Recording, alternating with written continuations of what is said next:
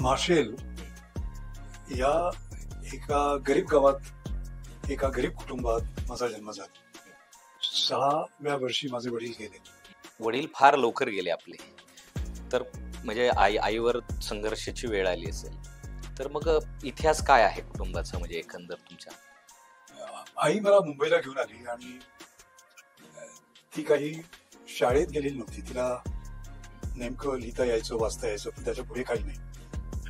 आणि त्यामुळे मिळेल ते काम करायचं. ते फार हलाखीचे दिवस होते, कारण 2 वेळा जेवायची सुद्धा भ्रांत होती.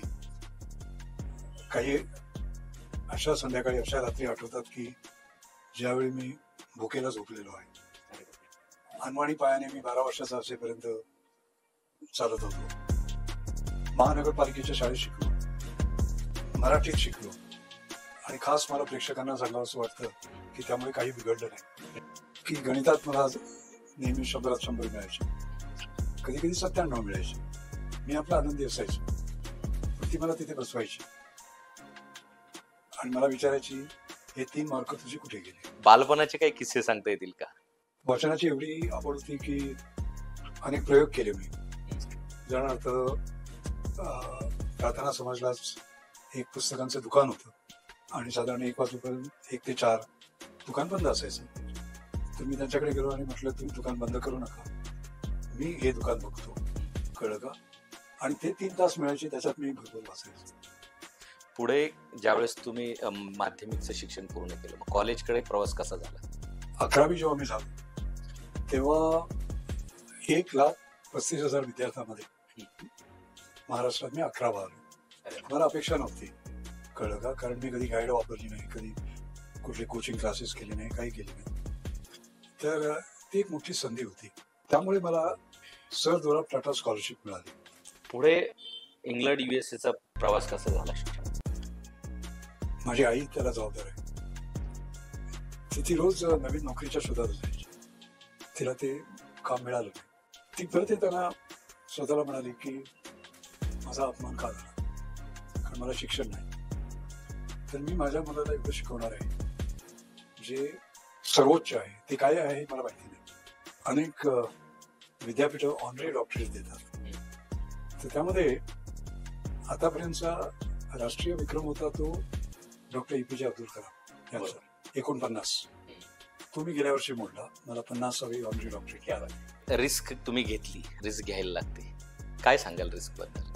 की जेव्हा मी नॅशनल केमिकल लॅबोरेटरी NCL राष्ट्रीय रासायनिक प्रयोगशाळा तिचा अध्यक्ष झालो, तेव्हा म्हटलं की वी कॅन बी फॉलोअर्स.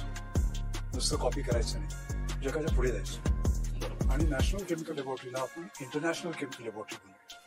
असं म्हटलं जातं की 2030ला महासत्ता होईल, कधी कुणी कल्पना करतं. पण तुम्ही सांगा की भारत जगाच्या नकाशावर टॉपला येईल संशोधनात आणि पुढे, तो कसा येईल? महाराष्ट्र 50 वर्ष आपली जेव्हा झाली तेव्हा प्रत्येक पक्षाने वेगवेगळ्या लोकांचा सत्कार केला, ज्यांच्यामुळे त्यांच्यामध्ये महाराष्ट्र उभार. त्याच्यामध्ये 2 नावं कामून होती सगळ्यांच्या, सचिन तेंडुलकर आणि मी. कारण काय, सगळ्या पक्षांचा विश्वास. तर मी सगळ्या पक्षांमध्ये आहे आणि सगळ्या कुठल्याही पक्षातही नाही. संशोधन काळात येणारे चॅलेंजेस किंवा अपयश ह्यांना कसं हँडल करायचं? 82 मध्ये मला भटनागर प्राइज मिळाला. आठवतं, लहानपणी आम्ही एवढे गरीब होतो की तिचं एक पाकिट होतं, मला अजून आठवतं. त्यात ती पैसे ठेवायचे आणि बहुतेक सुटे पैसे असायचे. नोटांचा त्यावेळी काही संबंध होता की आणि आपल्याला कल्पना. तर मला आठवतं की आपला जो ड्रॉपर असतो ना, ड्रॉपर, तो आपण पाण्यात टाकतो, दाबलं की पाणी वर येतं. तर मला त्याचं एक आकर्षण होतं. तर मी तिच्या पाकिटातले पैसे चोरले, तिला न विचारता, आणि तो वाण्याकडनं तो विकत घेतला आणि मी त्याच्यावर प्रयोग करत. तिने बघितलं सगळं आणि तिच्या लक्षात आलं की मी पाकिटातनं पैसे देतो.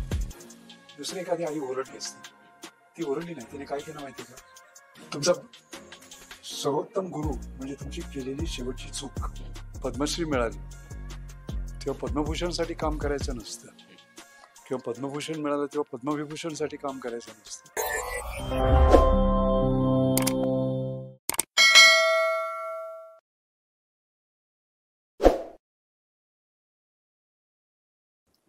जय महाराष्ट्र मंडळी, मी पी के भांडवलकर. चहा विथ सत्ता या कार्यक्रमामध्ये पुन्हा एकदा तुम्हा सर्वांचं मी मनपूर्वक स्वागत करतो. ज्ञान, नवे नवे उपक्रम आणि भारतीय विज्ञानाला जागतिक दर्जावर नेणारे एक नाव म्हणजे डॉक्टर रघुनाथ माशेलकर. एक शास्त्रज्ञ, विचारवंत आणि स्वप्न पाहणारे भारतीय, ज्यांनी दाखवून दिलं की विज्ञान केवळ प्रयोगशाळेत नव्हे तर समाज बदलण्यातही महत्वाची भूमिका निभावू शकतं. पुण्याच्या गल्ल्यांपासून जागतिक विज्ञान परिषदापर्यंत त्यांचा प्रवास म्हणजे चिकाटी जिद्द आणि नवोन्मेषाची अद्भुत कहाणीच.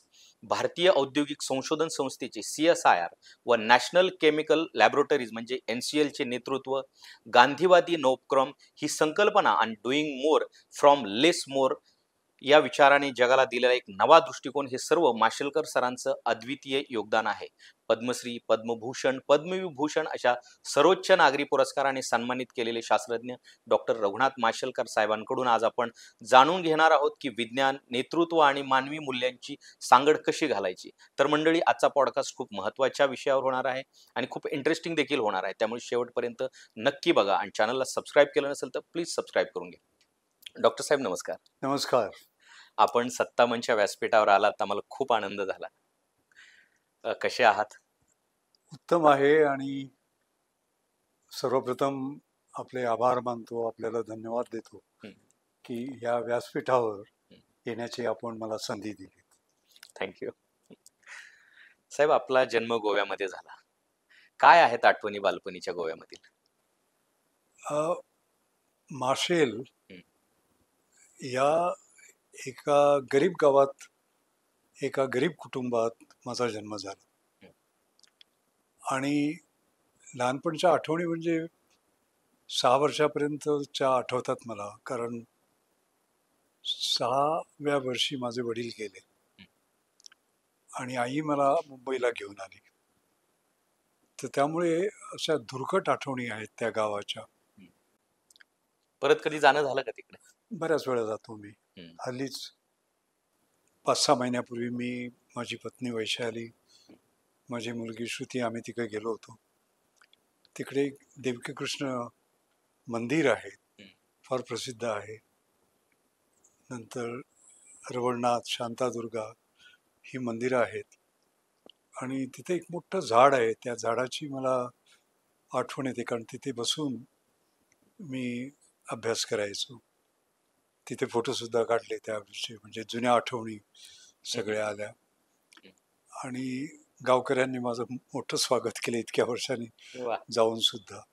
तर तिथे जाणं होतं माझं. मला जेव्हा 60 वर्ष तो वाढदिवस साजरा त्या गावात झाला माझा. अरे वा, छान. आणि त्यावेळी मनोहर पर्रिकर मुख्यमंत्री ते आले होते आणि त्याच्याही स्मृती मला अजून जागृत आहे. तो अधूनमधून जाणं होतं त्या ठिकाणी. वडील फार लवकर गेले आपले, तर म्हणजे आईवर संघर्षाची वेळ आली असेल. तर मग इतिहास काय आहे कुटुंबाचा, म्हणजे एकंदर तुमच्या? आई मला मुंबईला घेऊन आली आणि ती काही शाळेत गेलेली नव्हती. तिला नेमकं लिहिता यायचं, वाचता यायचं, पण त्याच्या पुढे काही नाही. आणि त्यामुळे मिळेल ते काम करायचं. शिवणकाम म्हणा, हे म्हणा, ते म्हणा, रोज नवनवीन कामाच्या शोधात ती असायची.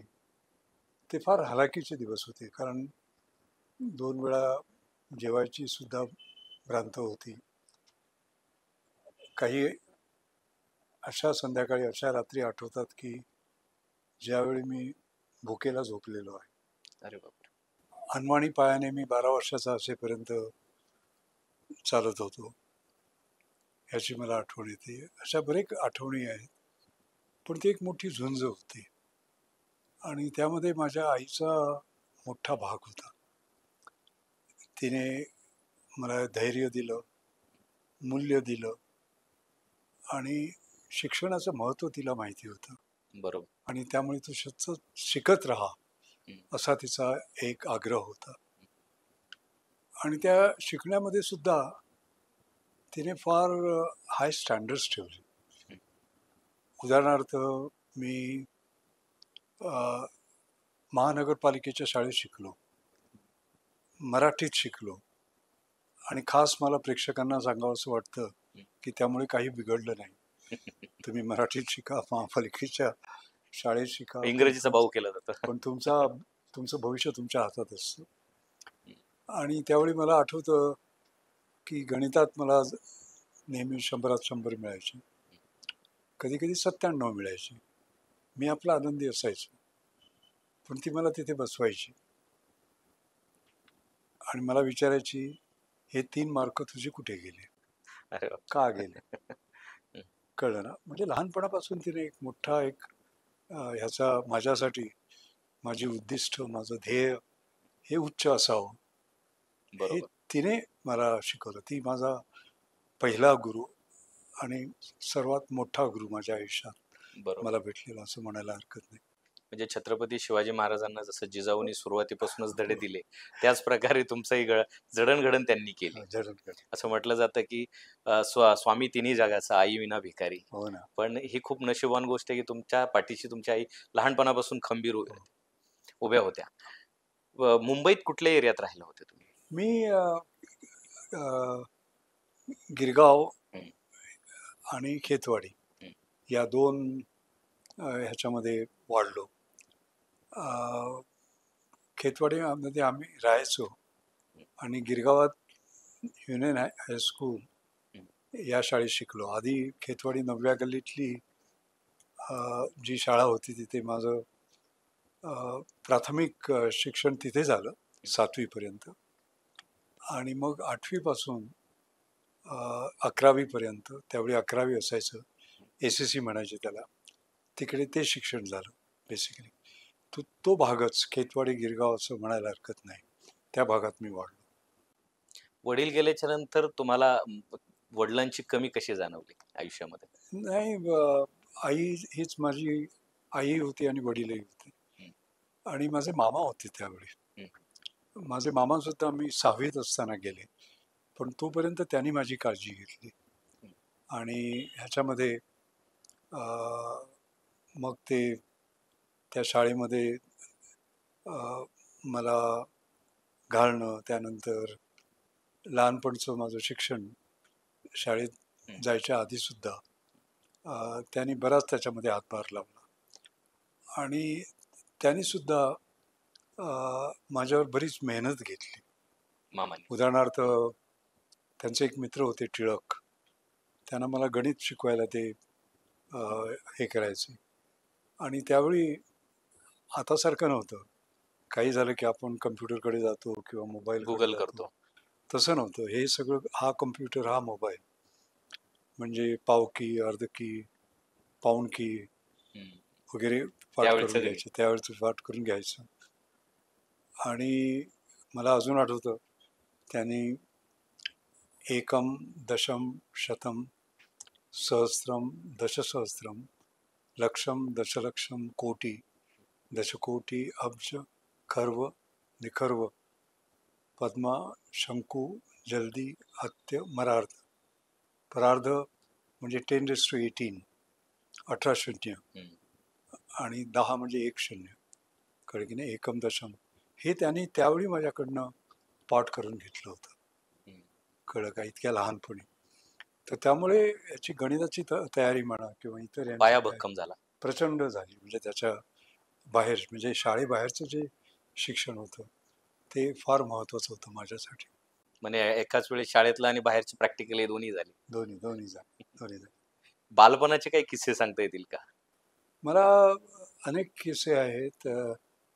त्यातला एक भाग म्हणजे, मला लिहायची, वाचनाची फार गोडी होती, फार आवड होती.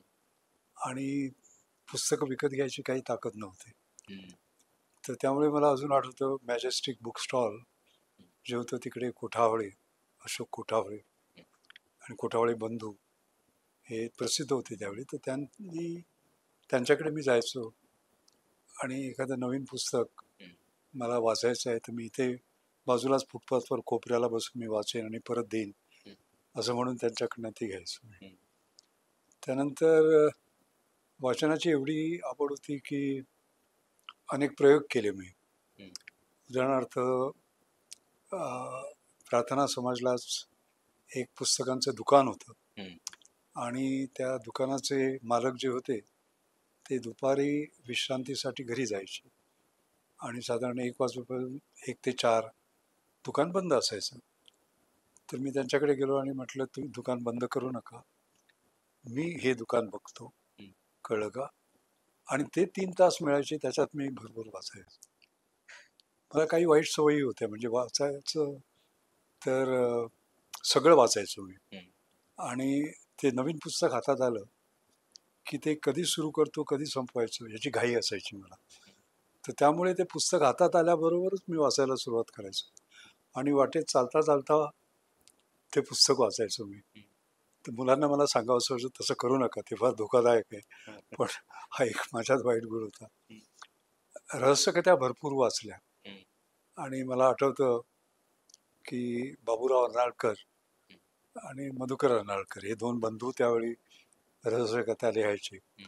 आणि त्यावेळी ती कॅरेक्टर्स झुंजार, धनंजय, छोटू हे म्हणजे आमचे हिरो होते. आणि मला आठवतं एकदा मी त्यांची सही घ्यायला गेलो होतो. तर ती माझी पुस्तक वाचतोस का? तर मी म्हटलं. तर त्यांनी मला संदेश लिहिला, अभ्यास सांभाळून रहस्यकथा वाचाव्या. खडके ते मला अजून आठवतं. आणि त्यानंतर शाळेत मला आठवतं लिहायची फार आवड होती. आणि अगदी लहान असताना मी लिहायला सुरुवात केली. आणि मला अजून आठवायचं की मंथन नावाचं एक मासिक होतं आणि त्याच्यामध्ये एखादा विषय द्यायची आणि त्यातल्या जी सर्वोत्कृष्ट कल्पना असेल तिला ₹1 आणि 1 अंक मिळायचा. तर त्यांनी प्रेम हा विषय दिला होता, कळलं का? आणि मी 6वीत होतो त्यावेळी आणि त्या प्रेमावर मी एक कल्पना लिहिली होती, कळलं की नाही? आणि तिला ₹1 आणि 1 अंक हे पहिलं बक्षीस मिळालं. क्या बात आहे. वीणा नावाचं मासिक होतं, मला आठवतं. तर त्यावेळी ते फुलस्केप पेपर असायचे आणि त्याच्यावर आपण हाताने लिहायचं आणि मग ते पाकिटात बंद करायचं. आणि एवढा मी छोटा होतो की आणि पोस्टात टाकायचे तेवढे पैसे माझ्याकडे नव्हते, कळलं की नाही? त्यामुळे मी स्वतः जाऊन त्या वीणाच्या ऑफिसमध्ये तिथे देत असे. आणि त्यावेळी हे रघुनाथ माशेलकरांनी दिलंय असं खोटं बोलायचं मी. आणि वीणामध्ये माझे लेख आलेले आहेत, संजय नावाच्या मासिकात लेख आलेले आहेत. वाचायची एवढी आवड होती की संबंध उन्हाळ्याची जी सुट्टी असायची ती मी लायब्ररीत घालवायचो. मुंबई मराठी साहित्य संग्रहालय जे होतं त्यांची मोठी लायब्ररी होती, तिथे मी हातात येईल ते वाचायचो. आणि त्यावेळी मला आठवतं की केळी या विषयावर मी बराच, आपण त्याला रिसर्च म्हणू आता, त्यावेळी त्याला रिसर्च म्हणता येईल, बरंच मी त्याच्यावर वाचलं होतं. आणि हंगाम नावाचं एक मासिक होतं जे फक्त ह्याच्यावर शेतीवर त्याच्यामध्ये लेख यायचे. त्याच्यामध्ये माझा केळ्यावर लेख आला होता त्यावेळी. आणि हे सगळं 6वी 7वीत असताना लेख लिहिला होता. 7वीत असताना लेख लिहिला होता.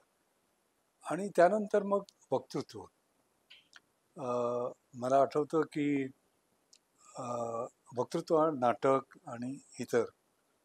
तर मी आणि माझा मित्र नरेश शाह, आम्ही दोघांनी त्यावेळी, ज्याला आपण को ऑथर म्हणू, दोघांनी मिळून एक नाटक लिहिलं होतं, सुंठी वाचून खोकला गेला. आणि हे मी केवळ 9वीत असताना लिहिलं होतं.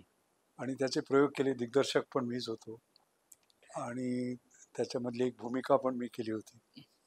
आणि त्यामध्ये मला अजून आठवतं की इतरांना शिकवता शिकवता मी स्वतःचे डायलॉग विसरलो त्यावेळी.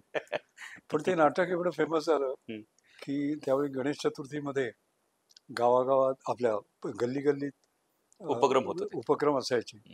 तर त्यावेळी मला आठवतं की दुभाष लेनमध्ये एकदा आम्ही चाललो होतो, बघितलं तर माझ्या नाटकाचाच प्रयोग चालला होता. तर ती लहानपणापासून लिहायची. वक्तृत्व, त्याच्या स्पर्धा असायच्या, त्याच्यात मी भाग घ्यायचो. आणि त्या कुठेही असू देत, उदाहरणार्थ लोकमान्य टिळक जयंतीला सरदार हायस्कूलमध्ये त्या असायच्या, त्याच्यात भाग घेऊन मला बक्षिसं मिळालेली आहेत. त्यातलं एक गंमत मला आठवते, आमचे जोशी सर, त्यांनी मला नाटकात भूमिका दिली होती. तर त्या भूमिकेत पहिलं एक नाटक होतं, त्याच्यात त्या खांबाची भूमिका दिली होती, कारण मी उंच होतो ना, फक्त अर्धा तास उभं राहायचं होतं. दुसऱ्या नाटकात एक दुसरी भूमिका दिली होती आणि त्या त्या गमतीचे दिवस होते ते. त्याच्यानंतर वक्तृत्व स्पर्धेमध्ये ते आमची प्रॅक्टिस करून घ्यायची आणि त्यावेळी हॅरिस शील्ड आणि अशा काही वेगवेगळ्या शील्ड्स होत्या. तर तशी ती एक शील्ड होती आणि त्यामध्ये ते आमचं भाषण कम्प्लीट पाठ करून घ्यायचे आणि ते पाठ असं करून घ्यायचे की म्हणजे यावेळी हा हात असा उचलायचा, यावेळी असं करायचं आणि त्यात चूक करता कामा नये, यावेळी असं करायचं वगैरे वगैरे. आणि ते गंमत अशी झाली की जेव्हा वक्तृत्व स्पर्धा सुरू झाली तेव्हा विषय तोच होता आणि त्यामुळे माझ्या 3च्या आधी जे वक्ते होते त्याने मी जे मुद्दे बोलणार होतो ते सगळे मुद्दे कव्हर केले. अरे बापरे, आता काय झाली करायचं, पंचायत. त्यामुळे ते मी भाषण बाजूला ठेवलं. सर तिकडे बसले होते, सरांकडे जरा पण बघितलं नाही आणि माझं वेगळं भाषण मी स्वतः केलं. कळलं की नाही? आणि मग मी खाली येऊन बसलो त्यांच्याकडे. ते बहुतेक रागावलेले असणार, पण मला पहिलं बक्षीस मिळालं. आणि त्यांनी खास सांगितलं की बाकीच्यांनी अशी पाठ केलेली भाषणं केली, पण रघुनाथ माशेलकरांनी आपले स्वतःचे विचार स्वतःच्या पद्धतीने स्वतःच्या शैलीने मांडले. कळलं की नाही? तर त्यामुळे हे लहानपणापासून जे लिहिण्याची आणि वक्तृत्वाची एक जी संधी मला मिळाली ती माझ्या भावी आयुष्यात फार कारणी आली. म्हणजे लोकांचा एक गैरसमज आहे की रघुनाथ माशेलकरांना सगळं माहिती आहे, त्यामुळे सगळ्या विषयावर बोलायची मला हे येतात, निमंत्रणं येतात. कळलं की नाही? सगळीच बोलत नाही मी, पण तरी सुद्धा हे लहानपणचं हे जे शिक्षण मला मिळालं, ज्या संध्या मला मिळाल्या, माझ्या मते त्या फार महत्वाच्या होत्या. म्हणजे तुम्ही कला क्षेत्रातही काम केले, स्वतः दिग्दर्शन अगदी 6वीत असताना 9वीत असताना केलेलं आहे. मग त्यावेळेस पैशाची चणचण असेल फार, म्हणजे घरात एवढा मोठा आधार नव्हता, तर त्याच्यावर तुम्ही कशी मात केली? जसं मी सांगितलं की इतरांकडे जाऊन म्हणजे बुक स्टॉलमध्ये जाऊन नवीन पुस्तकं वाचायची. त्यावेळी लायब्ररीज फार चांगल्या होत्या. कळलं की नाही? आणि त्या लायब्ररीमध्ये जायचं, तिथे वाचायचं वगैरे. जिथे जिथे मित्रांकडनं उसनी घेऊन पुस्तकं वाचायची. कळलं की नाही? पैशाचा अभाव असल्यामुळे वाचन कमी झालं नाही. इच्छा असली की पैशाची आवश्यकता नसते. आपण स्वतःचं मार्गदर्शन स्वतःच करू शकतो, स्वतःची दिशा स्वतःच शोधू शकतो. पुढे ज्यावेळेस तुम्ही माध्यमिकचं शिक्षण पूर्ण केलं, मग कॉलेजकडे प्रवास कसा झाला? हां, तर त्यावेळी काय झालं की मी त्याच्या मागे एक हे आहे की 11वी जेव्हा मी झालो तेव्हा 1,35,000 विद्यार्थ्यांमध्ये महाराष्ट्रात मी 11वा आलो. मला अपेक्षा नव्हती. कळलं का? कारण मी कधी गाईड वापरली नाही, कधी कुठले कोचिंग क्लासेस केले नाही, काही केले नाही. तर ती एक मोठी संधी होती. आणि त्यावेळी पाहायला गेलं तर जे पहिले आगाशे पुण्यातले आले होते त्यांना काहीतरी 84% मार्क मिळाले होते आणि मला 81.5. आता 84 आणि 81% मार्क मिळाले तर तुम्हाला ऍडमिशन पण मिळणार नाही. मार्काचं पे होता, उठले 100% मिळतात आणि 100हून जास्त मिळतात. तर मला आठवतं की त्यामुळे मला सर दोराब टाटा स्कॉलरशिप मिळाली, 60 रुपये दर महिना. कारण मुंबईतल्या 25 महाविद्यालयामधनं त्यांनी 6 विद्यार्थ्यांची निवड केली होती, त्याच्यामधला मी एक होतो. आणि ती एक मोठी संधी माझ्यासाठी ठरली. ती जेव्हा स्कॉलरशिप मला मिळाली तेव्हा मला कल्पना नव्हती की एक दिवस मी टाटाच्या बोर्डावर असेल म्हणून. बॉम्बे हाऊसमध्ये मी जायचो, ते 60 रुपये मिळालं. ती एक आठवण आहे मला. त्यानंतर ॲडमिशन मी SSCला जय हिंद कॉलेजमध्ये घेतली आणि त्यावेळी इंटर सायन्स असायचं बरं का. आणि त्यावेळी 12,000 मुलांमध्ये मी दुसरा आलो होतो. आणि त्याच्यानंतर मग chemical engineering UDCT, university department of chemical technology, तिथे मला मिळाली, कारण जो पहिला आला होता तो अरुण द्रविड, ते IITला गेले आणि त्यामुळे मी वरती होतो. पण आणि त्यावेळची सुद्धा एक खरं म्हणजे गंमत आहे, कारण मला केमिस्ट्री या विषयाची विशेष आवड नव्हती, कळलं की नाही. आणि नंतर केमिस्ट्री आणि केमिकल इंजिनिअरिंगमध्ये माझं मी करिअर केलं. पण एक अपघात आयुष्यात घडतात, तसा एक अपघात घडला आणि तो म्हणजे मी बस स्टॉपवर उभा होतो प्रार्थना समाजला आणि अरुण द्रविड स्वतःच्या गाडीने चालला होता. त्याने मला पाहिलं आणि गाडी थांबवली आणि म्हणाला, चला आपण चहा पिऊया, बऱ्याच दिवसांनी भेटतोय. हिरणाच्या हॉटेलमध्ये गेलो, चहा पीत बसलो होतो. तर तू काय करणार आहेस? तर म्हणे, मी म्हटलं मेकॅनिकल इंजिनिअरिंग. तू काय करणार आहेस? तर म्हणे केमिकल इंजिनिअरिंग. अरे म्हटलं केमिकल इंजिनिअरिंग म्हणजे रे काय? तर त्याचे वडील ICS ऑफिसर होते आणि त्यांच्या ओळखी बऱ्याच होत्या आणि त्यांनी त्यावेळी UDCTचे जे डायरेक्टर होते त्यांना हे केलं होतं, कॉन्टॅक्ट करून अरुणला त्याने केमिकल इंजिनिअरिंग म्हणजे काय, तिथे काय शिकवलं जातं, त्याचं पुढचं हे काय वगैरे सांगितलं त्याला आणि त्याने केमिकल इंजिनिअरिंगमध्ये ॲडमिशन घेतली. अरे, आणि त्यावेळी मी मेकॅनिकल इंजिनिअरिंगमध्ये VJTIमध्ये मी ॲडमिशन घेतली होती, कारण त्यावेळची ती बेस्ट कॉलेज होतं आणि महाराष्ट्र गव्हर्नमेंटची लिस्ट पण लागली होती आणि त्यात मी पहिला होतो त्या लिस्टमध्ये, कळलं की नाही. आणि मी त्यावेळी विचार केला की हे केमिकल इंजिनिअरिंग फार इंटरेस्टिंग दिसतंय आणि सल्ला घ्यायला कोणी नव्हतं, कारण आई काही शिकलेली नव्हती आणि दुसरं कोणी नव्हतं. तर मी स्वतःचाच निर्णय घेतला की आपण केमिकल इंजिनिअरिंगला जायचं आणि जवळजवळ शेवटच्या दिवशी मी जाऊन तिथे फॉर्म भरला, तो 30 रुपये त्यावेळी त्याची हे होती आणि मग मी केमिकल इंजिनियर झालो. म्हणजे आयुष्यातला हा अपघात, ज्यावेळी जर अरुण द्रविड त्याच्या गाडीने चाललेला नसता आणि मी त्याला भेटलो नसतं तर मी आज केमिकल इंजिनियर झालो नसतं. बरोबर. आणि नंतर माझं जे नाव झालं ते केमिकल इंजिनिअरिंगमध्ये झालं आणि ज्या UDCTमधनं मी शिकलो ती नंतर युनिव्हर्सिटी झाली आणि त्या युनिव्हर्सिटीचा मी चान्सलर 10 वर्ष होतो. कळत नाही त्या खूप आयुष्यात छान. कधी कधी अपघाताने आपण ज्याच्या गोष्टी घडतात तसे टर्निंग पॉइंट ठरला तो टर्निंग आयुष्यात. पॉइंट. आपल्याला शास्त्रज्ञ व्हायचा विचार मनात कधी आला पहिला? त्याला मला वाटतं मला फार मागे शाळेत जावं लागेल, शाळेच्या आठवणीत. तर काय झालं की 7वीला मी पहिला आलो होतो महानगरपालिकेच्या शाळेत, मराठीत जसं आपण 87% काहीतरी मार्क होते आणि 8वीत जायचं होतं. 8वी म्हणजे त्यावेळी आमच्या आजूबाजूला आम्ही राहत होतो तिकडे उत्तम शाळा होत्या. विल्सन हायस्कूल होती, आर्यन हायस्कूल होती, चिकित्सक होती, मोठ्या शाळा. तर तिथे ॲडमिशन घ्यायचं मी ठरवलं, पण फी 21 रुपयाची त्यावेळी जमवायला माझ्या आईला 21 दिवस लागले. आणि शेवटी तिची एक मैत्रीण होती जी घरकाम करायची चौपाटीला एका गुजराती कुटुंबामध्ये. तिकडे तिची ती जी पुंजी होती ती तिने मला दिली. 21 रुपये म्हणजे बरेच झाले, कारण काय असं होतं, शाळेत जायचं म्हणजे युनिफॉर्म आला, शाळेत जायचं म्हणजे बूट पाहिजे, मोकळ्या पायाने जाता येत नाही, मी तर मोकळ्या पायानेच फिरत होतो वगैरे वगैरे.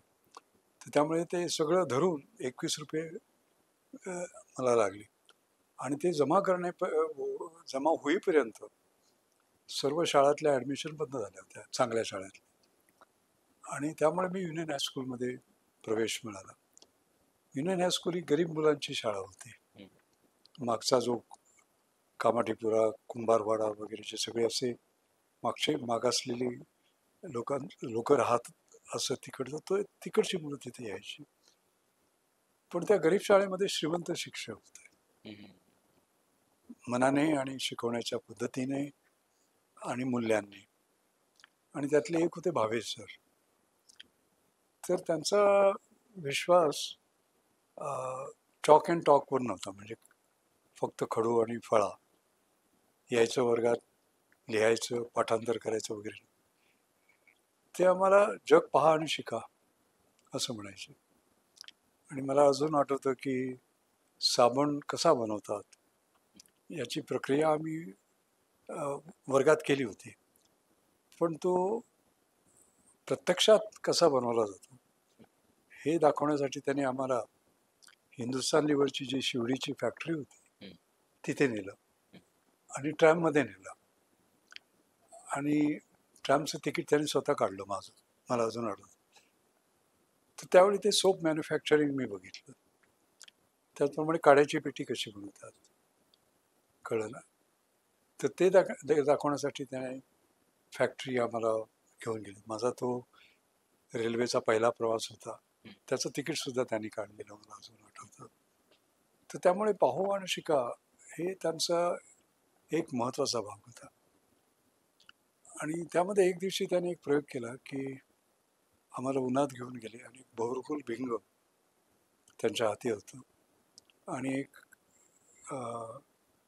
कागदाचा तुकडा हातात होता आणि ते बहुरुकुल भिंग त्यांनी वर खाली फिरवलं सूर्याच्या प्रकाशात आणि एक प्रखर बिंदू आला आणि तो आल्यानंतर त्याने मग ही फोकल लेंथ असं दाखवलं, हा डिस्टन्स. आणि त्यानंतर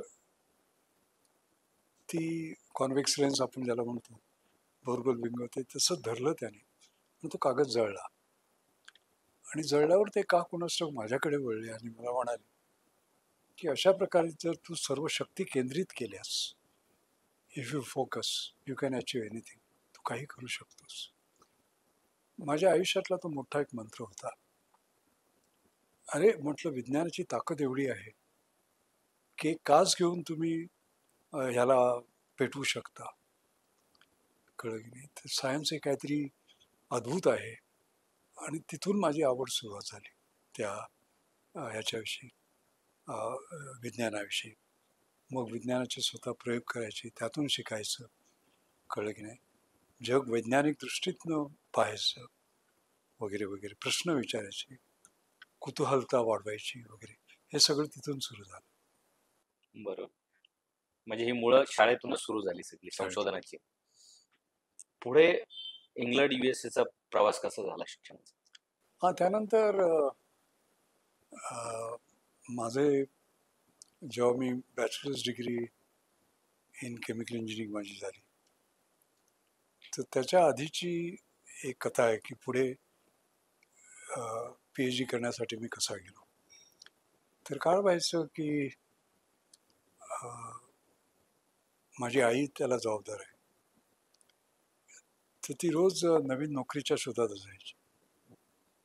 आणि एकदा ती प्रार्थना समाजला गेली होती, तिथे काँग्रेस हाऊस म्हणून, तिथे त्या दिवशीचे कामं वाटली जायची, डेली वेज. आणि त्यामध्ये ती रांगेत उभी राहिली.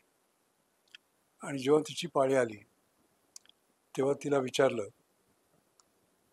की तू तिसरी पास आहेस का, कारण मिनिमम एज्युकेशनल क्वालिफिकेशन तिसरी. तर ती आयुष्यात कधी खोटं बोललेली नाही. ती म्हणाली की मी शाळेतच गेलेली नाही, तर तिसरी कुठून पास असणार. तिला ते काम मिळालं नाही. ती परत येताना स्वतःला म्हणाली की माझा अपमान का झाला, कारण मला शिक्षण नाही. तर मी माझ्या मुलाला एवढं शिकवणार आहे जे सर्वोच्च आहे, ते काय आहे हे मला माहिती नाही. तर त्यावेळी मी जेव्हा BKM झालो, bachelor degree in chemical engineering, त्यावेळी मला हिंदुस्थान लिव्हरमध्ये नोकरी पण मिळाली होती, कारण मी वर्गात नेहमी टॉप फ्यूमध्ये असायचो. तर ती म्हणाली नाही, मी ऐकलंय की पुढे PhD म्हणून काहीतरी आहे, तू PhD करायला हवी. आणि त्यामुळे मी PhD केली. PhD झाल्यानंतर मी म्हटलं आता संपलं बरं का. ती म्हणाली नाही, त्याच्या पुढे काहीतरी पोस्ट डॉक्टरल म्हणून काहीतरी आहे, ते तू करायला पाहिजे. आणि त्यामुळे मी इंग्लंडला गेलो पोस्ट डॉक्टर रिसर्च साल्फोर्ड युनिव्हर्सिटीमध्ये. त्या बाबतीत एक सांगावं असं वाटतं मला की अनेक विद्यापीठं ऑनरी डॉक्टरेट देतात. तर त्यामध्ये आतापर्यंतचा राष्ट्रीय विक्रम होता तो डॉक्टर APJ अब्दुल कलाम यांचा, बरोबर. 49. हम्म. तो मी गेल्या वर्षी मोडला. मला 50वी ऑनरी डॉक्टरेट क्या मिळाली बात आहे. आणि आता 54 झाले अरे वा, एकत्र. अभिनंदन. तर याच्यामध्ये जेव्हा मला 50वी ऑनरी डॉक्टरेट मिळाली, तर त्यावेळी माझ्या उत्तराच्या भाषणामध्ये मी आईची आठवण केली आणि मी म्हटलं की ती जरी आज नसली तरी ती सगळीकडे आहे असं मला भास होती. आता सुद्धा ती आहे, माझ्याकडे पाहते आहे वरून. आणि तिच्या डोक्यात हा विचार आला असेल की माझ्या मुलाला आज तो नॅशनल रेकॉर्ड होल्डर आहे ऑनरी डॉक्टरेट्समध्ये, कळलं की नाही. आणि मी तिसरी न पास झाल्यामुळे मला नोकरी मिळाली नाही. बरोबर. आणि म्हणून ती हसत असणार आता. हा तिच्या माझ्या आयुष्यातला एक मोठा संस्मरणीय असा एक विचार माझ्या नेहमी डोक्यात येतो. आणि मी साल्फर्डमध्ये, युनिव्हर्सिटी ऑफ साल्फर्डमध्ये गेलो, कारण मला मँचेस्टरमध्ये पण मिळाली असती, पण ज्या विषयावर मी डॉक्टरेट केली होती त्याच विषयावर करावी लागली असती. तर मला काहीतरी वेगळं करायचं होतं. त्यामुळे मी त्या वेगळ्या विषयावर, नॉन न्यूटोनियन फ्लुइड मेकॅनिक्सवर साल्फर्डमध्ये संधी होती. कारण मी नेहमी धाडस केलं आहे आयुष्यामध्ये. तिथे केलं आणि तिथे माझं नाव झालं नंतर पुढे. आपण आता उल्लेख केला की रिस्क तुम्ही घेतली, रिस्क घ्यायला लागते. काय सांगाल रिस्क बद्दल?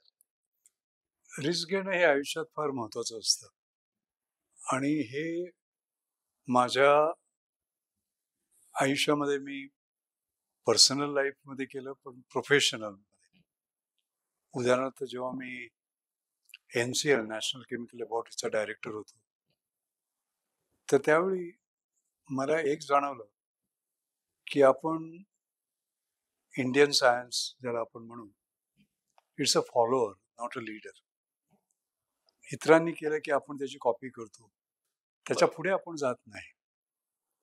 कळलं का? बरोबर. आपण म्हणतो हे पहिल्यांदाच केलं शुक्रवार पेठेत, हे पहिल्यांदाच केलं पुण्यात, हे पहिल्यांदाच केलं महाराष्ट्रात, पहिल्यांदाच केलं भारतात. तसं नाही. जगात सर्वात तुम्ही पहिल्यांदा केलं का, हा प्रश्न आहे. आणि त्यामुळे मला आठवतं की जेव्हा मी नॅशनल केमिकल लॅबॉरेटरी NCL राष्ट्रीय रासायनिक प्रयोगशाळा तिचा अध्यक्ष झालो, तेव्हा म्हटलं की वी कॅन बी फॉलोअर्स. नुसतं कॉपी करायचं नाही, जगाच्या पुढे जायचं. बरोबर. आणि नॅशनल केमिकल लॅबॉरेटरीला आपण इंटरनॅशनल केमिकल लॅबॉरेटरी बनवूया. आणि आपली जी पॅटर्न्स आहेत, इंटेलेक्च्युअल प्रॉपर्टी आहे, ती आपण परदेशात विकली पाहिजे. कारण भारतात ते कोणी विकत घेत नाही. काही हरकत नाही. आपण जर जगाच्या पुढे असलो तर आपल्या उद्योगांची मनोप्रवृत्ती अशी होती की ते आधी विचारणार की हे जपानने केलंय का, हे युरोपने केलंय का, हे अमेरिकेने केलंय का, नाही तर तुम्ही कसे करू शकणार. म्हटलं ठीक आहे, माझी बाजारपेठ काय, संबंध जग, ही माझी बाजारपेठ. बरोबर. आणि मला आठवतं पहिल्याच दिवशी मी डायरेक्टरशिप मी 9 वाजता घेतली आणि 11 वाजता मी सगळ्यांना ॲड्रेस केलं. आणि त्यावेळी त्यानं म्हटलं की आपल्याला भारतामध्ये आपण काही नवीन केलं की घेत नाही, हरकत नाही, आपण नवीन बाजारपेठ उघडू, संबंध जगाची, आणि आपली पॅटर्न त्यांना लायसन्स करू. आता हे फार धाडसाचं काम होतं. बरोबर. कारण ज्या लॅबॉरेटरीमधनं आपण अमेरिकन पॅटर्न्स अमेरिकन कंपनीजना देऊ, लायसन्स करू म्हणत होतो, त्या लॅबॉरेटरीमध्ये 39 वर्षात एकही पॅटर्न घेतलं नव्हतं. आणि मी म्हणत होतो आमची पॅटर्न आम्ही लायसन्स करू. That is risk. त्याला धाडस लागतं. आणि गंमत अशी आली की मी जनरल इलेक्ट्रिक नावाच्या कंपनीबद्दल बोललो होतो आणि त्यांना सुद्धा आपण लायसन्स करू. तर मला अजून आठवतं की एक माझं भाषण संपल्यावर एक तरुण वैज्ञानिक माझ्याकडे आला आणि मला म्हणाला की सर, तुम्हाला माहिती आहे का की जनरल इलेक्ट्रिकचं रिसर्च अँड डेव्हलपमेंट बजेट हे भारताच्या दुप्पट आहे. तर म्हटलं it is not the power of the budget, it is the power of idea. क्या बात. कल्पनाशक्ती बरोबर. ती महत्वाची आहे. आणि 2 वर्षामध्ये त्याच जनरल इलेक्ट्रिकला आम्ही आमची patterns at that time $1 million licence केली 3. कारण त्यांच्याच उद्योगात पॉलिकार्बोनेट नावाचा त्यांचा बिझनेस होता. त्याच्यात 40% त्यांचा वर्ल्ड मार्केट शेअर होता. म्हणजे लीडर होते. त्यांच्याही पुढे जाऊन आम्ही हे काम केलं. आणि म्हणून मी नेहमी म्हणतो, बेडूकुडी ते हनुमान उडी हे फार महत्वाचं आहे. आणि हे जे माझं पुस्तक आहे, leap frogging to pole vaulting, हे बेडूकुडी टू हनुमान उडी. अरे क्या बात. कळलं का? आणि हे भारत कसं करू शकतं हे मी या पुस्तकात दाखवलंय. 2019 मध्ये हे पुस्तक आलं आणि त्याच वर्षी त्याला Tata Lit Live business book of the year award मिळाला. सायंटिस्टने लिहिलेलं बिझनेस बुक पुस्तक. कारण यामधली ही जी भावना आहे की आपण मागे राहता कामा नये. बरोबर. आणि केवळ बेडूक उडी, कारण बेडूक 4 फूट उडी मारतो, परत 4 फूट उडी मारतो. त्याच्याऐवजी pole vaulting, the size of the pole is size of your aspiration. किती लांब तुम्ही जाऊ शकाल. आणि हे आपण करून दाखवलं. बरोबर. भारताने करून दाखवलं. उदाहरणार्थ 2017 मध्ये आपलं मोबाईल डेटा कन्झम्पशनच्या रँकिंगमध्ये आपण 156वे होते 231 याच्यामध्ये देशामध्ये. जिओ आलं आणि त्याच्या पुढच्या वर्षी 2018 मध्ये आपण बेडूक उडी मारली नाही, 156 ते 100. हनुमान उडी मारली 156 टू नंबर 1. आणि आजपर्यंत आपण नंबर 1. भारताने हे करायला पाहिजे. आणि हे रिस्क घेतल्याशिवाय होत नाही. जसं मुकेश अंबानींनी, त्यावेळी मी त्यांच्या बोर्डावर, रिलायन्सच्या बोर्डावर 17 वर्ष होतो. तर त्यावेळी त्यांनी केवढी मोठी रिस्क घेतली. सगळे आपण 2G 3G मध्ये होतो, इंटरनेट ऍक्सेस नव्हता. ते म्हणे नाही 4G LTE हायेस्ट टेक्नॉलॉजी कोणी वापरलेली नव्हती त्यावेळी. त्यावेळी म्हणाले ते मोठं रिस्क घेतलं. आणि आज आपण पाहिलं असेल भारत 5G डिजिटल मध्ये कुठे गेलेला आहे. त्यांनी ते रिस्क घेतलं नसतं तर आज आपण इथे नसतं. लक्षात आलं. म्हणजे आपल्याला असं दृश्य दिसतं की गाडीतनं मर्सिडीज कार चालवत एक बाई चालली आहे, ती मोबाईलवर आहे. आणि रस्त्यावर एक झाडू मारते, ती सुद्धा मोबाईलवर आहे. बरोबर. हे शक्य झालं नसतं जर हे रिस्क त्यांनी घेतलं नसतं. तर हा माझ्या मते फार महत्वाचा भाग आहे आयुष्यात. हे दुसरं पुस्तक ह्याचा संदर्भ काय आहे? हा, तर ह्याच्यामध्ये काय आहे, हे पुस्तक जे आहे याला मोर फ्रॉम लेस फॉर मोर असं या पुस्तकाचं टायटल आहे. आणि याच्या मागे एक कथा आहे. आणि ती कथा अशी की 2008 मध्ये ऑस्ट्रेलियन अकॅडमीने मला फेलोशिप दिली होती. आणि मी पहिला भारतीय इतक्या वर्षात ज्यांनी त्यांनी माझा सत्कार केला होता. तर मी म्हटलं की त्यांना भारताविषयी विशेष माहिती दिसत नाहीये, कारण माझ्याहून 100 लोक अजून मी चांगली त्यांना नावं दिली असती, तरी त्यांनी मला निवडलं. म्हणजे त्यांना भारताविषयी कमी माहिती आहे, तर भारताविषयी काहीतरी बोललं पाहिजे. म्हणून माझं लेक्चर जे होतं ते Gandhi to Gandhian engineering, more from less for more असं होतं. आता त्यांना कम्प्युटर इंजिनिअरिंग माहिती होतं, सिव्हिल इंजिनिअरिंग माहिती होतं, मेकॅनिकल इंजिनिअरिंग माहिती होती, पण गांधी इंजिनिअरिंग म्हणजे काय हे नवीनच होतं. तर मी त्यांना आठवण करून दिली की महात्मा गांधी म्हणाले होते, earth has provided enough for everyone need but not for everyone greed. आपल्याला सगळ्यांच्या गरजा भासू शकेल एवढं निसर्गाने दिलेलं आहे. बरोबर. पण जर तुमचा लोभ असला, कळे की नाही, तर त्या लोभासाठी सगळ्यांसाठी दिलेलं नाही. याचा अर्थ काय की use the current resources carefully, less and less, so that you can get more and more and you can preserve those resources for more and more people. कळलं. म्हणजे आपली जी नैसर्गिक संपत्ती आहे किंवा इतर हे आहे ती तुम्ही वाचवा, त्याचा कमीत कमी उपयोग करा आणि त्यातनं जास्तीत जास्त फायदा घ्या. कळलं का? आणि त्यामुळे ती पुढची जी आपली पिढ्या आहेत, जनरेशन मोर अँड मोर त्यांना मिळेल. म्हणजे it is more from less for मोर. आता आपण म्हणाल हे आपण जे करतो त्याच्यावर वेगळं काय आहे? बरोबर. आपण जे करतो ते वेगळं आहे. It is more from more for less and less people. जास्त वस्तू महाग करायच्या, त्यात जास्त फंक्शनॅलिटी टाकवायची, जास्त प्राइस त्याचं वाढवायचं आणि ज्यामुळे ते कमी लोकांना कमी लोकांना ते मिळत त्याचा फायदा. It is more from more for less and less. जसं आयफोन 5 बघ, आयफोन 17 बघ, किती पटीने किंमत वाढली आहे त्याची, खूप. नाही का? म्हणजे किती लोकांना ते परवडतं, कमी लोकांना परवडतं. त्याच्याऐवजी सर्वांना परवडेल अशा प्रकारचं हे करा, हे याचं formula. More from less from more. आणि याला मुकेश अंबानींचा संदेश आहे, कारण जिओ जे त्यांनी केलं ते मोर फ्रॉम लेस फॉर मोर.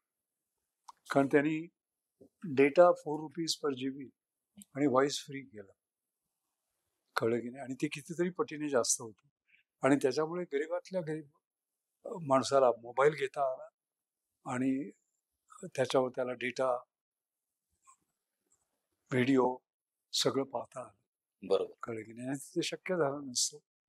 तर हे प्रिन्सिपल माझ्या मते फार महत्वाचं आहे. आणि जग वाचवण्यासाठी जर आपल्याला पुढे जायचं असेल, आपण क्लायमेट चेंज म्हणतो, रायझिंग इनइक्वॅलिटीज म्हणतो, आता गरीब आणि श्रीमंतातली दुरी वाढत चाललेली आहे. बरोबर. आणि गरीब हे दुसऱ्या दिवशी श्रीमंत होणार नाहीये, त्याला बराच वेळ लागणार आहे, नाही का? बरोबर. तर त्यामुळे giving access equality despite income inequality. तुम्ही जरी गरीब असलात तरी तुम्हाला ते मिळेल. जसं मी सांगितले, ती झाडू मारते तिच्याकडे पण मोबाईल आहे आणि मर्सिडीज गाडीमध्ये चालली तिच्याकडे पण मोबाईल आहे, दोघांकडे मोबाईल आहे. बरोबर. लक्षात आलं? तर त्या ह्याच्यावरच मी मग माझं अंजनी माशेलकर फाउंडेशन तयार केलं आणि त्याच्यामध्ये हे more from less for more principle कसं चालतं, गांधी इंजिनिअरिंग कसं चालतं हे दाखव. त्याची काही उदाहरणं देतो मी तुम्हाला. उदाहरणार्थ आपल्याला छातीत दुखतंय, ECG काढायचा आहे, इलेक्ट्रोकार्डिओग्राम. आपण काय करतो, हॉस्पिटलमध्ये जातो, मग झोपतो, मग ती नर्स येते, मग त्याची 12 लीड टाकते, अर्धा तास जातो आणि त्याच्यामध्ये सगळे तुमच्या हे होतं आणि मग तो ECG येतो, महागडा असतो आणि जर तुम्ही गावात असलं तर हॉस्पिटल पण नसतं, कळलं की नाही? बरोबर. त्याच्याऐवजी जर आपण पोर्टेबल ECG केला, कळलं की नाही, जो खिशात ठेवता येईल, ते प्रचंड मशीन नव्हे, महागडं नव्हे, तर केवढा फरक पडेल. तर हे ते मशीन आहे. अरे खूप छोटं आणि सगळ्यांना परवडत. संकेत 4,500 रुपयात मिळतं तुम्हाला हे, कळलं का? आणि वापरायचं कसं, हे आपले 2 अंगठे आहेत, याचे ठेवायचे 15 सेकंद. त्याच्यानंतर इकडे सेन्सर आहे, हे तुमचं हृदय आहे. 15 सेकंद 15 सेकंद 15 सेकंद 15 15 15 सेकंद. हे जर तुम्ही केलं तर 3 मिनिटामध्ये तुम्ही खेड्यापाड्यात जरी असला तरी जो ECG निघेल तो तुमचा जो बेस्ट डॉक्टर आहे पुण्यातला, मुंबईतला, दिल्लीतला, त्याच्यापर्यंत जाऊन पोहोचेल. खर्च फक्त 10 रुपये प्रत्येक स्कॅनला, हजारो रुपये नव्हे. बरोबर. वेळ सुद्धा अर्धा पाऊण तास नव्हे, काही सेकंदात तुम्हाला ते मिळतं. हे आज 16 देशात गेलेलं आहे आणि US FDA ने ते अप्रूव्ह केलेलं आहे. आता हा खेड्यापाड्यात केवढा फरक पडेल बघा. खूप मोठा. ही क्रांती आहे. क्रांती आहे. दुसरं बघा, ब्रेस्ट कॅन्सर. ब्रेस्ट कॅन्सर जर झाला, स्तनाचा कर्करोग, तर काय करावं लागतं, मॅमोग्राफी करावी लागते. म्हणजे हे काढा आणि ते मग ते अनालिसिससाठी पाठवा, फार महागडं असतं. रेडिएशन वापरलं जातं, गावागावात काही मॅमोग्राफीची नाही, त्याच्यामुळे कुठे कुठे जावं लागतं शहरांमध्ये वगैरे. ते न करता एक आमचा अवॉर्ड विनर आहे, त्याने ही डिव्हाइस केली. ही डिव्हाइस काय, स्तनावर जास्त नुसतं असं फिरवलं 30 सेकंद तर तुम्हाला कळतं की कर्करोग आहे की नाही. आता हे कुठल्याही गावामध्ये करता येईल आपल्याला, घरी करता येईल. त्याशिवाय महत्वाचा भाग म्हणजे रेडिएशन नाही. बरोबर. दुसरा भाग म्हणजे अत्यंत स्वस्त, तिसरा भाग म्हणजे अत्यंत जलद, आणि चौथा भाग म्हणजे आपल्याला कम्युनिटी स्क्रीनिंग करता येईल. आता परवाच एका सद्ग्रस्ताने आशा वर्कर्स ज्या असतात, ज्या आपल्यासाठी सगळं करतात पण आपण त्यांच्यासाठी काही करत नाही, अशा 500 आशा वर्कर्सना एकत्र आणलं आणि त्यांच्या ह्या टेस्ट केल्या. आणि यामध्ये काय असतं की स्त्रिया स्वतःहून येतात, घाबरत नाही, कारण पेनलेस आहे, बरोबर. काही हे नाही, कळलं की नाही. आणि त्या 500 स्त्रियांचं डायग्नोसिस झालं, त्याच्यामध्ये 16 स्त्रियांना कर्करोग सापडला. अरे बापरे. आणि त्यांना लगेच ट्रीटमेंटसाठी पाठवलं. म्हणजे फर्स्ट स्टेजलाच कळलं. First stage. आणि जर फर्स्ट स्टेजला कॅन्सर केला, सापडला, तर तुम्ही वाचू शकता. स्टेज 3 आणि 4 झालं की त्याचे ते फार महागडं होतं, कितीतरी लाख रुपये लागतात तुम्हाला सगळं, केमोथेरपी, रेडिएशन, सर्जरी वगैरे सगळं करायला. हे काय नाही, हे अर्ली हे आहे, कळलं. तर असं हे आज 20 देशांमध्ये ह्याच्यावर 20 लाख स्त्रियांहून जास्त हे झालेले आहेत. आणि आपल्या ह्याच्यामध्ये सुद्धा, भारतामध्ये सुद्धा अनेक ठिकाणी, गोव्यामध्ये 2 लाख स्त्रियांचं गेल्या 3 वर्षामध्ये केलं. हा, त्यांचे हेल्थ मिनिस्टर राणे आहे आणि फार असे विजनरी आहे. चीफ मिनिस्टर सुद्धा सावंत साहेब फार विजनरी आहेत, त्यांनी ते काम हाती घेतलं. आता तुम्ही कल्पना करा की अर्ली डायग्नोसिसमुळे किती स्त्रिया जातात ज्या होत नाहीत आणि फार उशिरा गाठ आल्यावर त्यांना कळतं. हे कसे वाचू शकतात? तंबाखू खातात, कर्करोग होतो. कर्करोग झाल्यावर त्याचं डायग्नोसिस करायला तुम्हाला बायोप्सी करावी लागते. मग ते एक्झॅक्टली कुठे असतं माहिती नसतं. मग इकडचा तुकडा काढा, तिकडचा काढा, तिकडचा काढा, फार महागडं. त्याच्याऐवजी हा ब्रेक थ्रू जो आहे, कळलं की नाही, याने हे तोंडात आपण जसं टूथब्रश फिरवतो तसा फिरवायचा. तुम्हाला 30 सेकंदात कळतं कर्करोग आहे, कुठे आहे, किती प्रमाणात आहे, कळलं की नाही. कल्पना करा केवढा फरक पडू शकतो. हे गावागावात जाऊ शकतं आज. म्हणजे इतक्या स्वस्त ट्रीटमेंट मध्ये ही क्रांती आहे. ह्याची मला नावं सांगता येतील का हातात? हो, याला आयब्रेस म्हणतात, याला संकेत म्हणतात. याला असं नाव त्यांनी दिलेलं नाहीये, पण फॉर ओरल कॅन्सर. म्हणजे लोकांना हे गावात मागता येईल मेडिकल मध्ये. त्याच्याशिवाय दुसरं असं आहे की समजा तुम्हाला टीबी असली आणि तुम्ही गावात असलात, खोकला येतोय, ताप येतोय, भूक गेली, मग आपल्याला तपासणी करायची. तर त्यासाठी आपल्याला एक्सरे काढायला जावं लागतं. एक्सरे न काढता आपल्याला टीबी कळेल का? उत्तर आहे.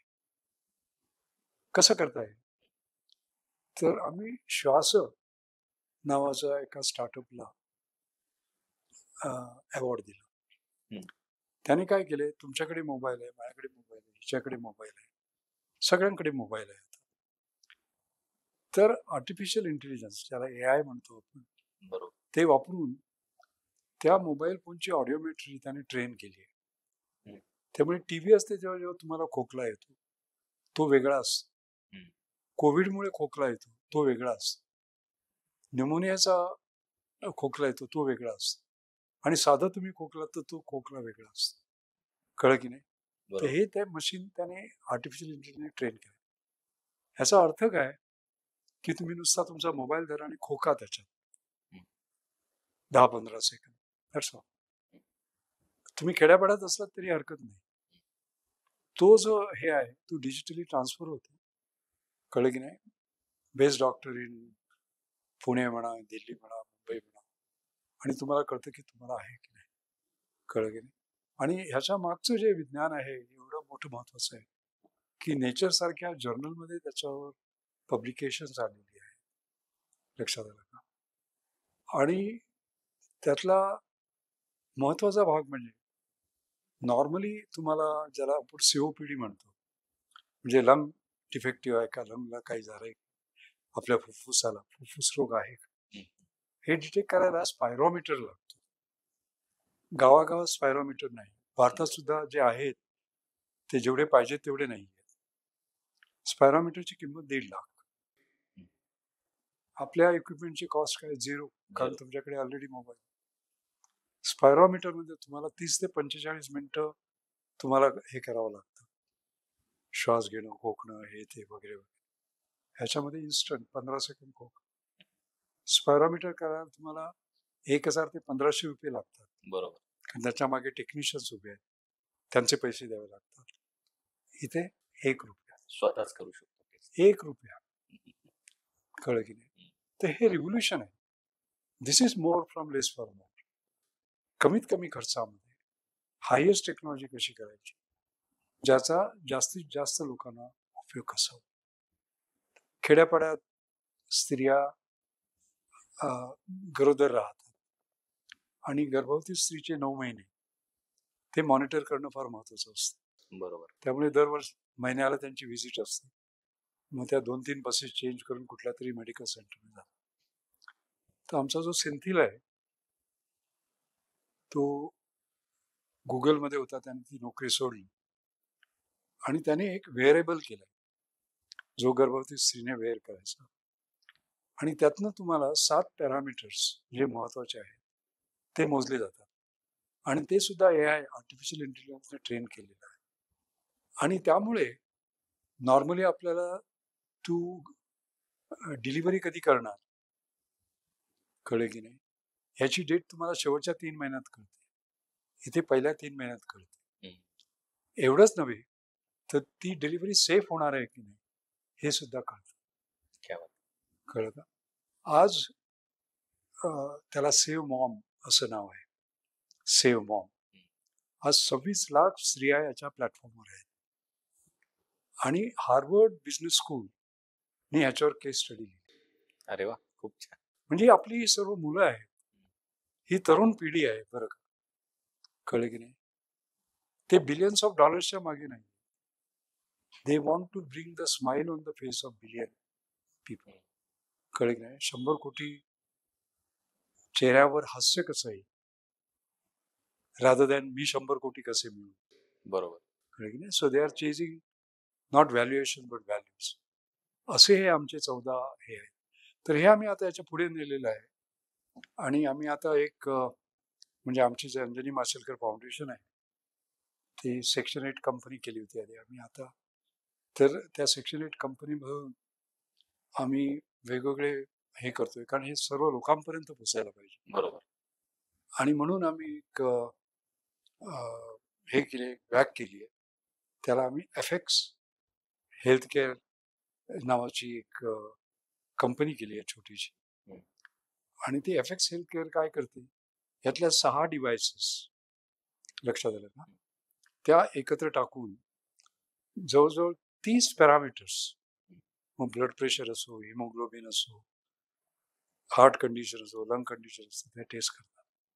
कळलं का? 10 रोगांसाठी एवढ्याशा बॅग आहेत. आणि ह्या बॅग्स आता अनेक कंपन्या, टाटा म्हणा, सोशल कॉर्पोरेट रिस्पॉन्सिबिलिटी म्हणून घेत आहेत, आणि गावागावात त्याच्या हे करतात डिस्ट्रीब्युशन. त्याचं उदाहरण सांगतो. हल्लीच त्यांनी एक गावामध्ये 180 लोकांची तपासणी केली. त्यातल्या काहींना ब्लड प्रेशरचा प्रॉब्लेम निघाला, काहींना फुफ्फुस रोग, एकाला तर सिम्पटम नसताना TB. आता तुम्ही कल्पना करा, तो किती लोकांना ते पास ऑन करत असेल. बरोबर. त्याच्या कुटुंबात पास ऑन करत असेल, हो, त्यांच्या मित्रांना पास ऑन करत असेल. अगदी बरोबर. आम्ही डिटेक्ट केला आणि त्याच्यानंतर तो सापडला, आणि त्याच्यावर आता औषधं चालू आहे. आणि अगदी सोप्या पद्धतीत कुठेही कॅरी करता येऊ शकतो. आणि याच्यामध्ये आमचं हे काय, खोका आणि तुम्हाला कळतं, टच करा. आता उदाहरणार्थ आमचं गेल्या वर्षीचं अवॉर्ड आम्ही इझी चेक नावाच्या ह्याला दिलं, इन्स्ट्रुमेंटला दिलं. तर नॉर्मली आपलं हिमोग्लोबिन किती आहे हे कळण्यासाठी आपण ते काय करतो, सकाळी तो येतो, टोचतो, ब्लड सॅम्पल घेतो, जातो, मग इन्स्ट्रुमेंट लॅब होते, तिथेच केमिकल टेस्टिंग होतं, आणि साधारण 4च्या सुमाराला तुम्हाला व्हॉट्सअप येतो की हे रिडिंग आहे. बरोबर. ह्याच्याऐवजी त्याने अशीच एक डिव्हाइस केली आहे, इझी चेक. असं नुसतं बोट ठेवा आणि तुम्हाला हिमोग्लोबिन किती आहे ते कळतं. बरोबर. तुमचं रक्त काढायचं. आणि त्याचा आता फायदा बघा तुम्ही. आणि फक्त 10 रुपयात. प्रत्येक टेस्टला 10 रुपये. 100, 200, 300 रुपये नव्हे. आता याचा फायदा बघा. स्वरूपवर्धिनी ही जी संस्था आहे, तिथे आम्ही बरंच गरिबांसाठी काम करतो आणि त्यामध्ये गरीब मुलं आली, त्यांचं शिक्षण आलं. तर मी आता अध्यक्ष म्हणून हे केलंय, निवृत्ती आणि विवेक सावंत आता त्याचे अध्यक्ष आहेत. तर माझ्या शेवटच्या अध्यक्ष भाषणामध्ये मी म्हटलं होतं की शिक्षण आणि आरोग्य हे एकत्र जातं. कळलं का? जर तुमचं आरोग्य व्यवस्थित नसेल तर तुम्ही शिकू शकत नाही. बरोबर. लक्षात आलं? तर त्यामुळे तुम्ही केवळ शिक्षणाकडे लक्ष देऊ नका, आरोग्यही पहा. आता हे इझी चेक आलेलं आहे, तर तुम्ही सगळ्या मुलांची टेस्ट करा. कळलं का? तर त्यांनी टेस्ट करायला सुरुवात केली. आता जवळजवळ 12,000 मुलांच्या त्यांनी टेस्ट केल्या. तुम्हाला कल्पना आहे, आपलं नॉर्मल रिडिंग जे हिमोग्लोबिनचं आहे हेल्दी, तुमचं धरलं समजा 13 ते 15च्या मध्ये असेल. बरोबर. आमच्यासारख्या वृद्ध लोकांचं कमी असतं, 10, 11, 12 वगैरे वगैरे. ॲनिमिक असलं तर 9च्या खाली असतं. यांचं रिडिंग 4. अरे वा. ह्याचा अर्थ असा की तुमची ब्रेन डेव्हलपमेंट होणार नाही. बरोबर. कल्पना करा तुम्ही. कळलं का? आणि त्यामुळे वर्गात मुलं त्यांचं लक्ष लागत नाही, ती झोपतात, अशक्त असतात आणि आतापर्यंत तसं चालू होतं. आता या सगळ्या मुलांना धरून, कळलं की नाही, केवळ तुमचं रिडिंग 4 आहे म्हणून सांगितलं नाही, तर त्यांना पुढे न्यूट्रिशनल ज्या सप्लिमेंट्स आहेत त्या आमच्या डॉक्टर अमोल गायकवाडेंनी त्यांच्यासाठी हे केले आहेत आणि कंपन्यांचं कॉर्पोरेट सोशल रिस्पॉन्सिबिलिटी आम्ही त्यांना म्हणतो. आता तुम्ही कल्पना करता, या टेस्ट जर झाल्या नसत्या, लक्षात आलं नसतं, ते कळलंच नसतं, त्यांचं आयुष्य फुकट गेलं असतं. तो टीबी असणारा माणूस जर आम्ही पकडला नसता तर त्याने इतरांना टीबी दिली असती. बरोबर. कळलं की नाही? ह्याचं कारण असं की ह्या सगळ्या नॉन इन्व्हेसिव्ह आहे. त्याला टोचायला लागत नाही, कापायला लागत नाही, सॅम्पल घ्यायला लागत नाही. कळत का? असं अत्यंत म्हणजे आणि एक्सरे टेक्नॉलॉजीचं पॉवर बघा तुम्ही. याला मी गांधीयन इंजिनिअरिंग म्हणतो, याला मी मोर फ्रॉम लेस फ्रॉम मोर, याला मी अफोर्डेबल एक्सलन्स म्हणतो, याला मी making high technology work for the poor म्हणतो, याला मी access equality despite income inequality. कळलं की नाही? हे सर्वात महत्वाचं आहे. गांधीयन इंजिनिअरिंग तुम्हाला पहिल्यांदा सुचलं कसं?